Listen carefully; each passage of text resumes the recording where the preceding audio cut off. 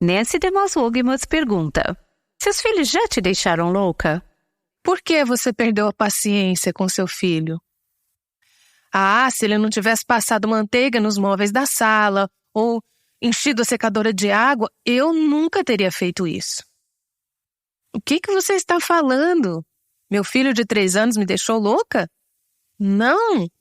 O que aconteceu foi que o comportamento do seu filho de 3 anos trouxe à tona e revelou que você não estava tendo uma mente sadia.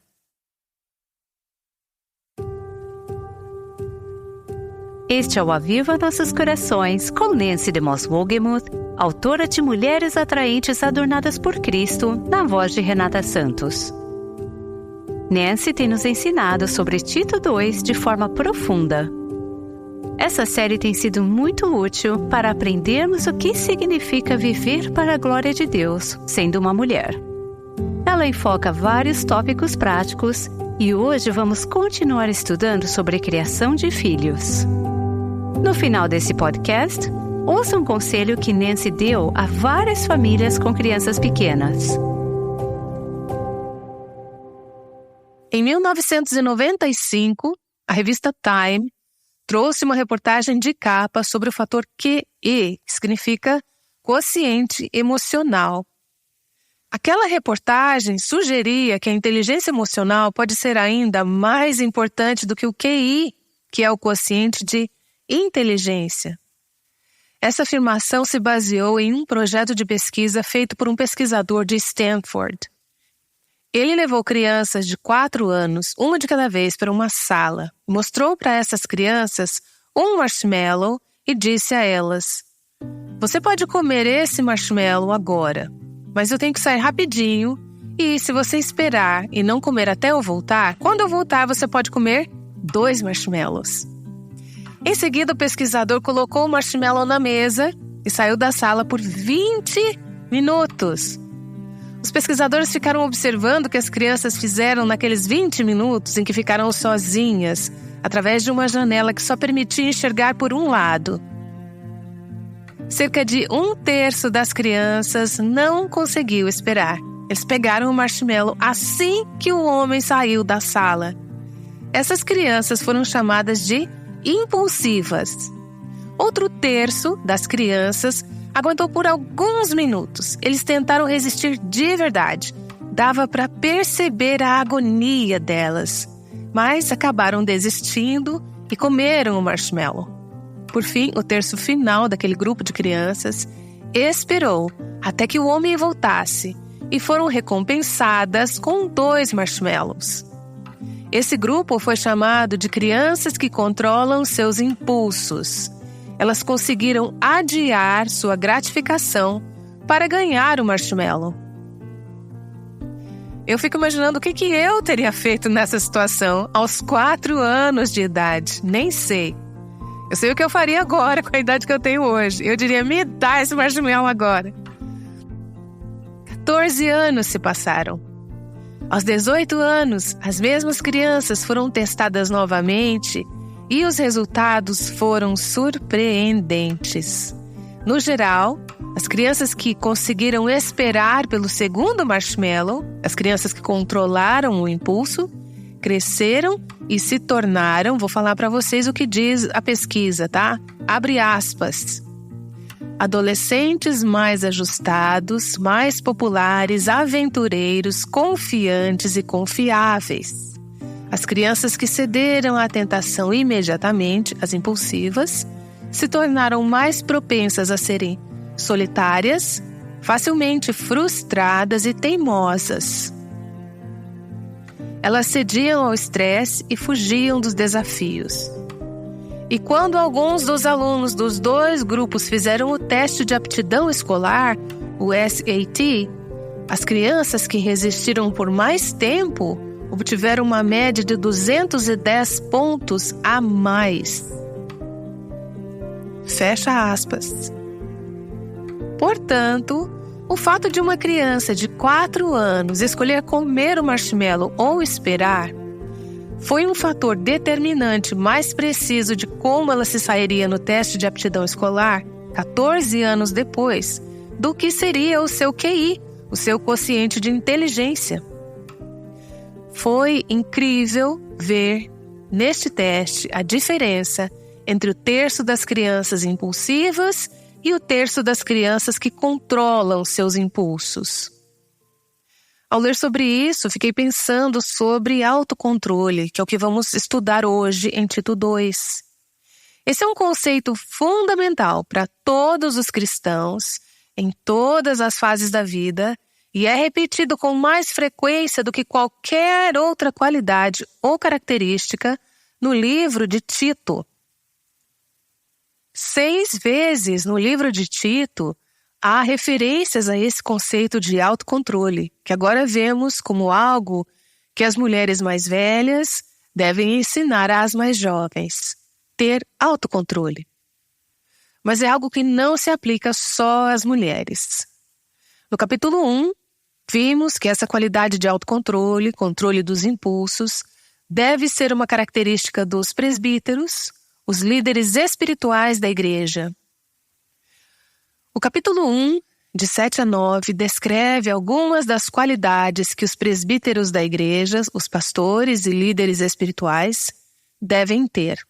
Ele diz: por ser encarregado da obra de Deus, é necessário que o bispo seja irrepreensível, não orgulhoso, não briguento, não apegado ao vinho, não violento, nem ávido por lucro desonesto.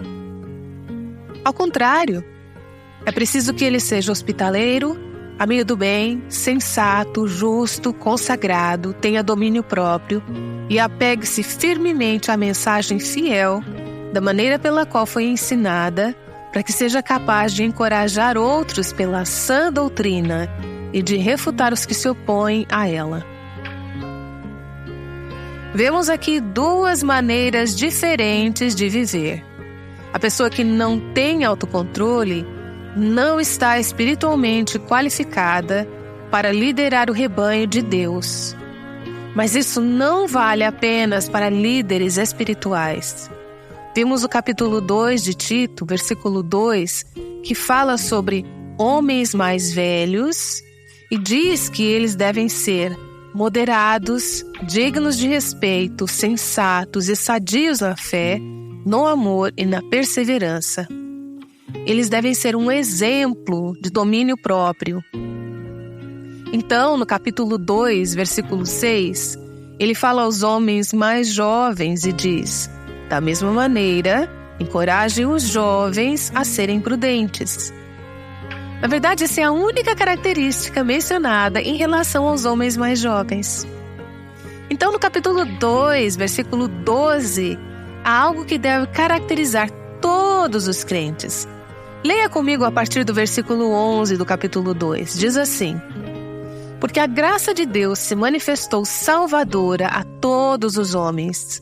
Ela nos ensina a renunciar à impiedade e às paixões mundanas e a viver de maneira sensata, justa e piedosa nesta era presente, enquanto aguardamos a bendita herança, a gloriosa manifestação de nosso grande Deus e Salvador, Jesus Cristo. Ele se entregou por nós, a fim de nos remir de toda maldade e purificar para si mesmo um povo particularmente seu, dedicado à prática de boas obras. Então, vimos que presbíteros, homens mais velhos, homens mais jovens, todos os crentes devem ter essa qualidade de autocontrole. Agora chegamos à passagem em Tito 2, de 4 a 5, que é o nosso foco em relação às mulheres mais velhas e mulheres mais jovens. O versículo 4 nos diz que as mulheres mais velhas devem treinar as mulheres mais jovens. Anteriormente vimos a palavra treinar, sofronizo. Essas mulheres devem ser treinadas para terem autocontrole, para serem sensatas, terem uma mente sã, para voltar ao bom senso. É parte da palavra treinamento. E mesmo que você não veja a palavra autocontrole aqui, ela se refere a autocontrole. O que elas devem ser treinadas para fazer? Amar o marido e os filhos, no versículo 4, e depois ter domínio próprio, no versículo 5.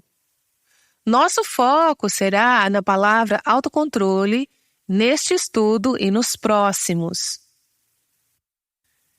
Nessa passagem, o apóstolo Paulo está falando para mulheres mais velhas e para mulheres mais jovens. O que ele está dizendo para as mulheres mais velhas? Vocês precisam ser um exemplo de autocontrole. Temos que liderar pelo exemplo. E não podemos exemplificar o que nós não somos. Você não pode discipular alguém que possui maturidade espiritual maior do que a sua. Mas além de ser um exemplo, você deve ser intencional ao treinar mulheres mais jovens para que tenham autocontrole. E o que ele está dizendo para as mulheres mais jovens? Vocês devem cultivar o autocontrole e devem fazer isso enquanto são jovens. Quantas de vocês gostariam de ter aprendido a ter mais autocontrole quando eram mais jovens? Você sente que há algumas batalhas que não teria hoje se tivesse conseguido se controlar mais quando era mais jovem? Eu pensei nisso várias vezes enquanto lutava com esse conceito aqui de Tito 2. Como uma mulher que está envelhecendo, eu diria agora para vocês, mulheres mais jovens, levem a sério o cultivo dessas qualidades antes que os hábitos sejam formados em sua vida, maus hábitos que são difíceis de quebrar. Vamos a uma pequena lição de grego. Eu não sou uma estudiosa de grego. Na verdade, eu nunca tive aulas de grego, mas existem ferramentas maravilhosas na internet e outros recursos disponíveis. Quero ensinar uma palavra a vocês e tentar passar um conceito sobre toda essa ideia de autocontrole.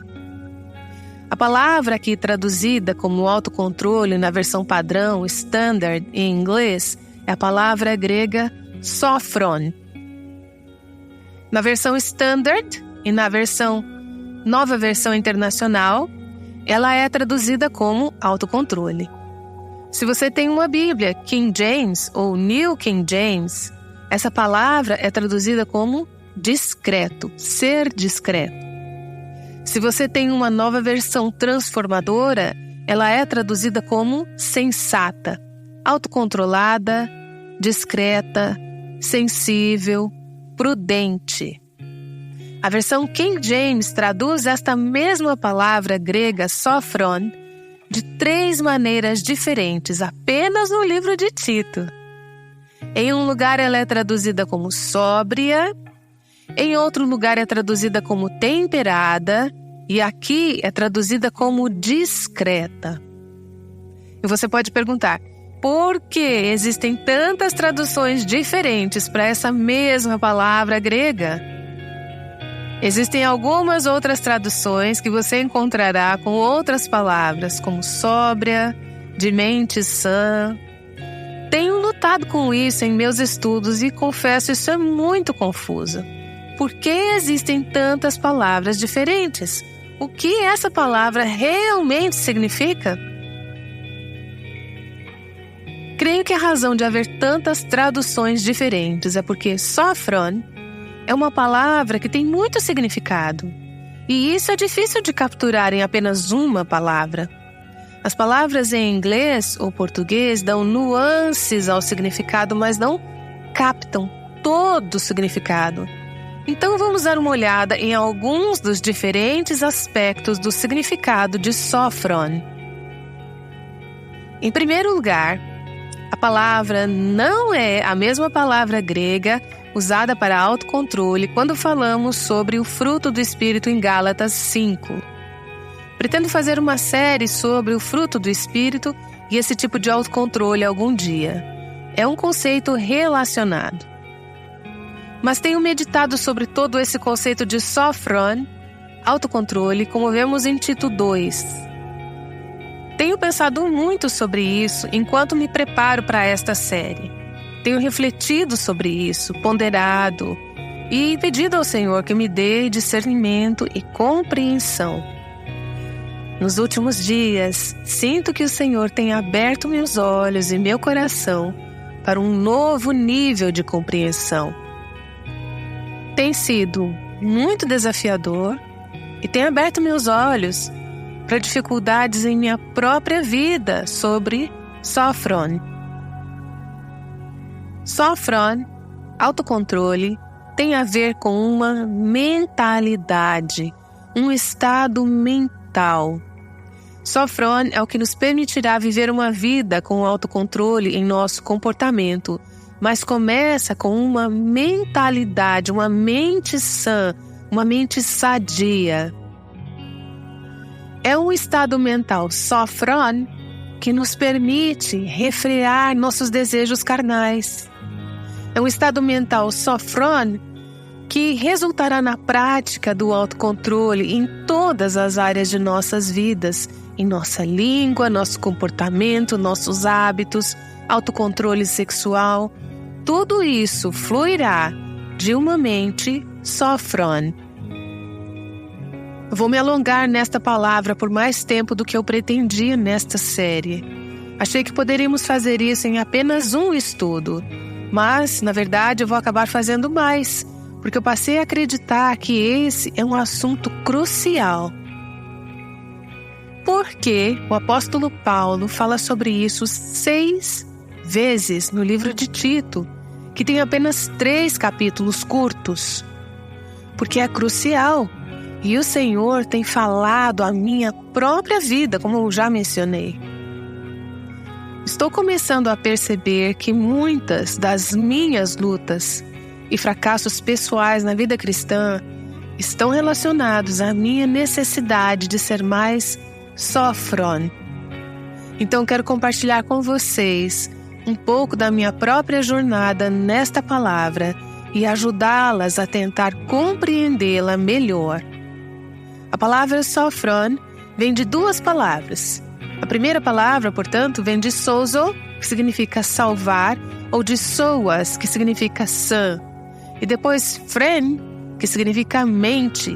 Significa ter uma mente salva ou uma mente sã, sadia.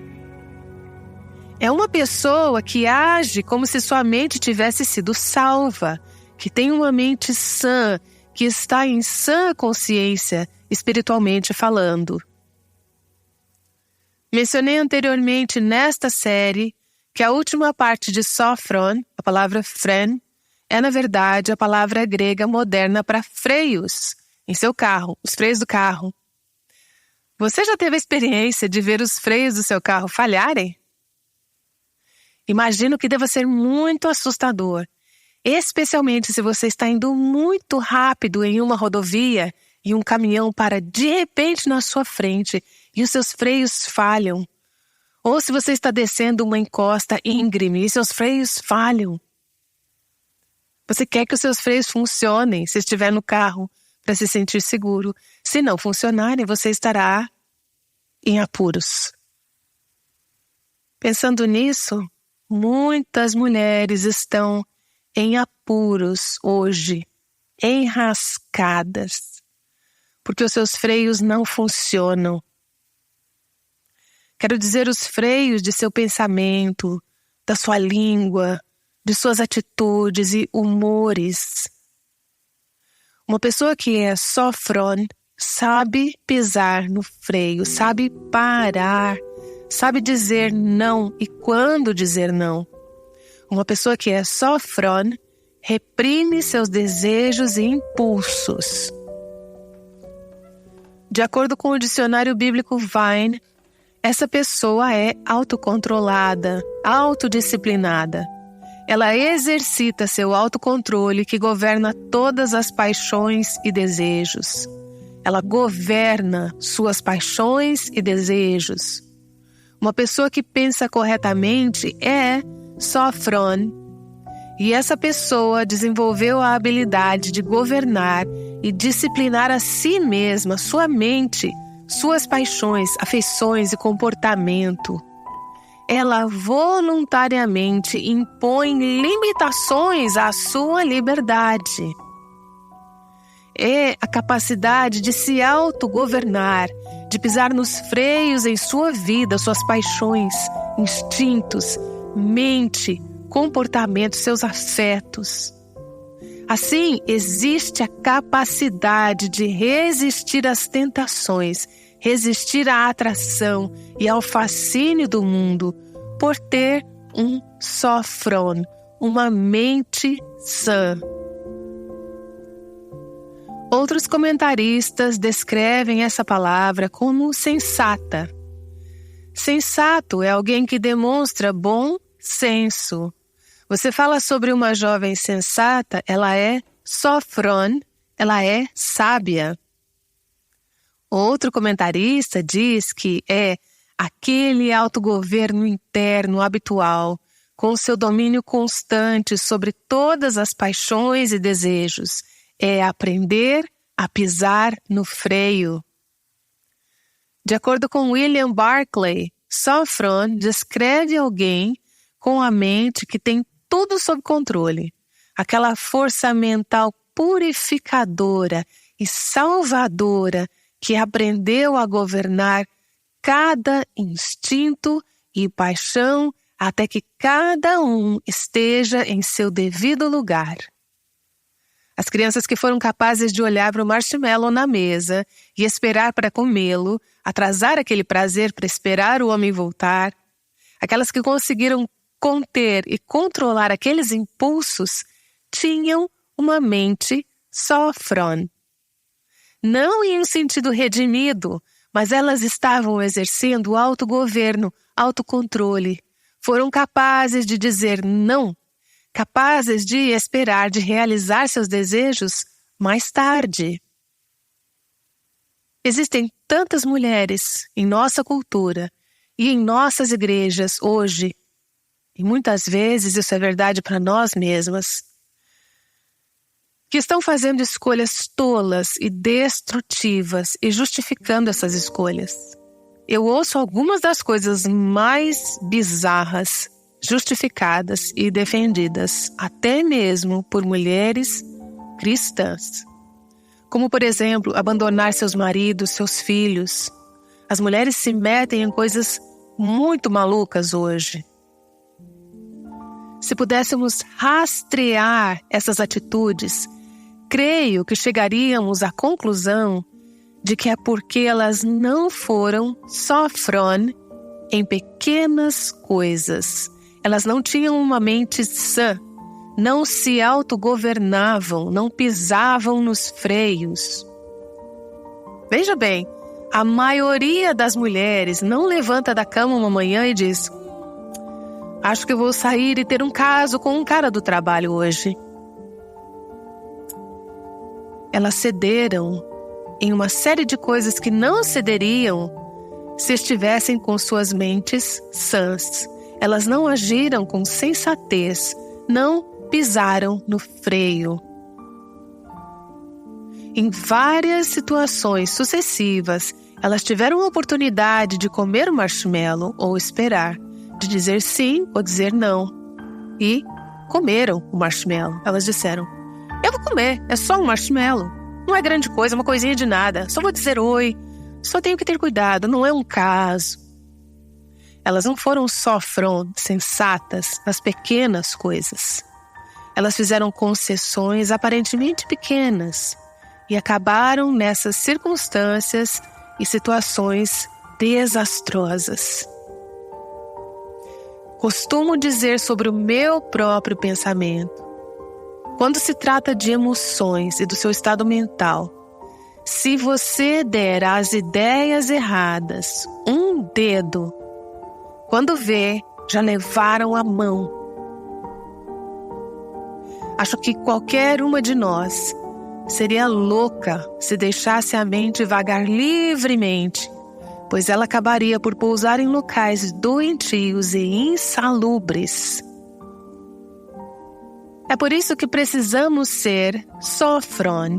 Sofron é o que nos mantém sãs, estáveis, funcionais, sábias e sensatas. É ter uma mente sã. Se você não tem uma mente sofran, uma mente sã e autocontrolada, eventualmente você se encontrará vivendo e realizando coisas que pensou que nunca faria, dizendo coisas que nunca pensou que diria, agindo de maneiras que você nunca pensou que agiria. Não adianta apenas observar o comportamento, temos que rastreá-lo até a sua origem. Pensar, qual pensamento não era bom? Quando é que eu deveria ter pisado no freio em minha mente? Sofron é crucial para as outras características que estão em todo este currículo que estamos vendo em Tito 2. As mulheres devem amar seus maridos e seus filhos. Elas devem ser puras, trabalhar em casa, ser gentis, submissas a seus próprios maridos e, bem no meio disso, você tem o autocontrole, o sofron. Se você não tiver uma mente sã, não será capaz de fazer essas outras coisas. Você não será capaz de amar seu marido quando ele não for digno de amor. Sua mente te levará por um caminho que dirá: eu mereço uma pausa, eu preciso falar o que eu penso. Eu mereço ser egoísta depois da maneira como ele me tratou. Você vê como uma mente doentia irá impedi-la de amar o seu marido quando você for testada? Se você não tiver uma mente sã, não será capaz de amar aquelas 3 crianças em idade pré-escolar, quando estiver chateada e dormindo muito pouco à noite, ou aqueles 3 adolescentes que estão desafiando a sua sanidade mental. Você precisa ter essa mente sã, esse pensamento autocontrolado. Se não tiver, não será capaz de ser pura. A falta de uma mente sã e discrição resultará em falta de castidade moral. Você não será casta se não tiver uma mente sã. Se você não tiver uma mente sã, isso afetará a sua motivação e a sua capacidade de cumprir suas responsabilidades básicas em casa. Quantas de nós, às vezes, olhamos em volta para a bagunça, a desordem e o caos em nossas casas e pensamos, não dá, não consigo lidar com isso. Daí nós desconectamos as nossas mentes, as emoções, ou nos desconectamos até fisicamente. Tudo porque não tínhamos uma mente sã. Se você tem filhos, o trabalho nunca termina. Lavar roupa, limpar, recolher brinquedos, cozinhar, uma coisa após a outra, bagunça após bagunça.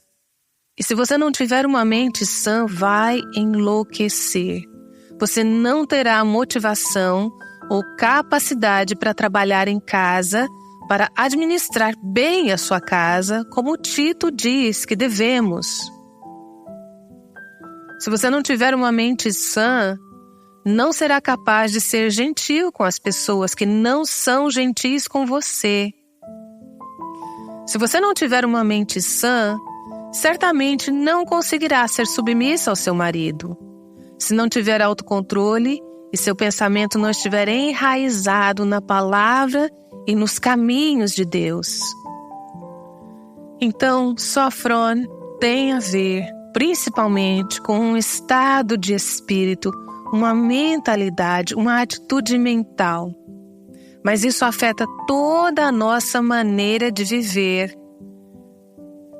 É uma mentalidade sensata e sólida e resulta em um comportamento sensato e sólido. Você já olhou para alguém que está fazendo algo fora do comum ou inapropriado e pensou, por que a fulana fez isso? Ou talvez você olhe para si mesma e pense: por que eu fiz isso? Por que eu comprei impulsivamente aquilo que não preciso e que nem sei onde que eu vou guardar? Por que eu disse aquilo? Por que aquelas palavras saíram da minha boca? Por que foi que eu reagi de forma positiva às investidas daquele cara? Por que eu comi aquilo se eu já estava satisfeita?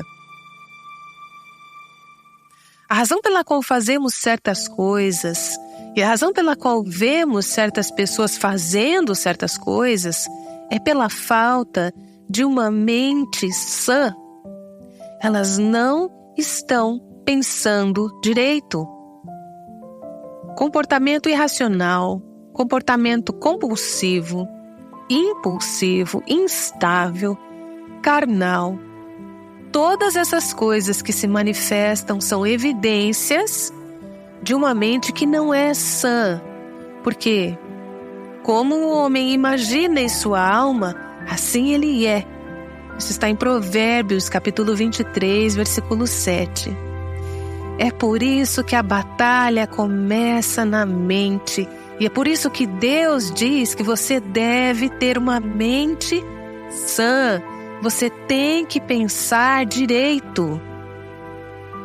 Uma mente instável resultará em um comportamento instável. Uma mente sã resultará em um comportamento saudável. Uma mente disciplinada resultará em um comportamento disciplinado e piedoso.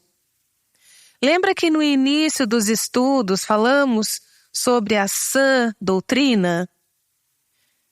Esse é o ponto de partida para uma mente sã. E é por isso que Paulo diz em Tito, capítulo 1, versículo 9, que os presbíteros devem ensinar suas congregações a conhecer a sã doutrina. Então ele diz no capítulo 2, versículo 1, agora você deve falar coisas que estão de acordo com a sã doutrina. Você deve ensinar coisas que se encaixem na sã doutrina. Se você tem uma sã doutrina, isso produzirá um pensamento são, uma mente sã. E se você tiver uma mente sã, isso produzirá uma vida sã, sábia e piedosa. Durante meus estudos, acabei me questionando o quanto do nosso comportamento é irracional, errático, fora de controle ou inapropriado. Coisas que dizemos e fazemos que são compulsivas ou impulsivas, ou que olhamos e dizemos, por que eu fiz isso? Por que as pessoas fazem isso? Acho que às vezes nos concentramos demais em tentar mudar ou interromper o comportamento, quando o apóstolo Paulo está dizendo aqui, não, você precisa voltar e descobrir que tipo de pensamento produziu esse tipo de comportamento. Por que você atacou seu marido? Bem, é porque ele fez tal e tal coisa. Não, não é porque ele fez o que quer que seja. É porque você não teve uma mente sã. Por que você perdeu a paciência com seu filho? Se ele não tivesse passado manteiga nos móveis da sala ou enchido a secadora de água, eu nunca teria feito isso. O que você está falando? Meu filho de 3 anos me deixou louca? Não! O que aconteceu foi que o comportamento do seu filho de 3 anos trouxe à tona e revelou que você não estava tendo uma mente sadia. Então, se quisermos mudar o comportamento, se quisermos lidar com esses vícios, com esses impulsos fora de controle, desejos e concupiscências da carne, temos que voltar e verificar nosso pensamento e nos certificar de que ele é sólido e está enraizado na sã doutrina, nos caminhos e nas palavras de Deus. Por isso é tão importante que você encha a sua mente e o seu coração com a palavra de Deus, a Bíblia.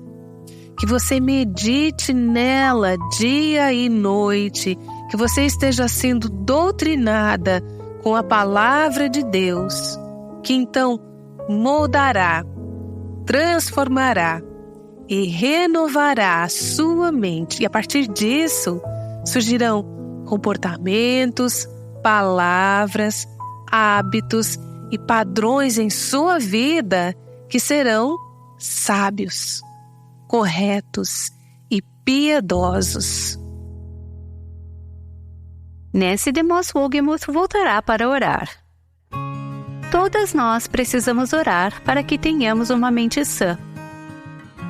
Nesta série temos abordado várias questões práticas, como o uso e abuso de álcool, amar nossos maridos e hoje como ser uma mãe através do poder de Deus. Agora, Nancy, sei que você costuma aconselhar as jovens mães a aprender a palavra de Deus enquanto os filhos ainda são pequenos. Sempre dou esse conselho. Certa vez dei essa sugestão a uma jovem família e essa mãe levou esse conselho a sério. Na época, ela tinha filhos muito pequenos, ainda bebês. Mas ela começou a ler a Bíblia todos os dias com aquelas crianças, começando em Gênesis 1:1 e continuando dia a dia por toda a palavra de Deus. Agora, essas crianças estão prestes a entrar na idade adulta e aquela mãe ainda lê a Bíblia para elas todos os dias. Eles passaram por toda a Bíblia várias vezes.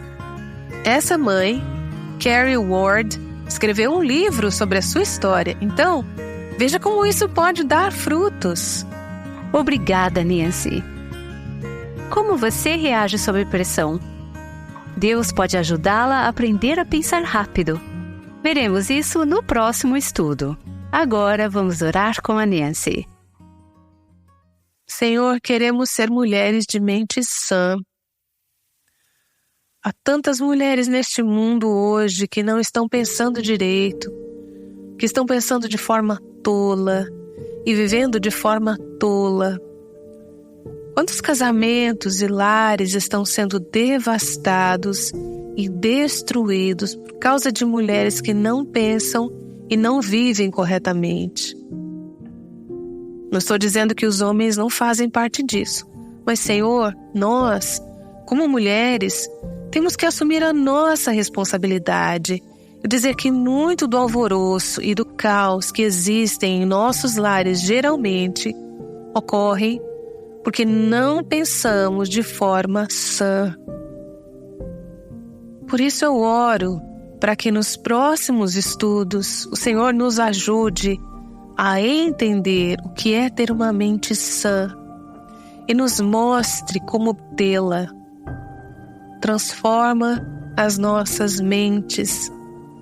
Obrigada por termos a mente de Cristo. O Senhor não nos deu um espírito de medo, mas de amor e uma mente sã. Então, Senhor, eu oro para que o Senhor nos renove por dentro e por fora, e que nossas vidas e nossos pensamentos estejam enraizados na sã doutrina, e que nossas famílias e aqueles ao nosso redor vejam os resultados disso. Eu oro em nome de Jesus. Amém. O Aviva Nossos Corações, com Nancy DeMoss Wolgemuth, chama mulheres à liberdade, à plenitude e à abundância em Cristo.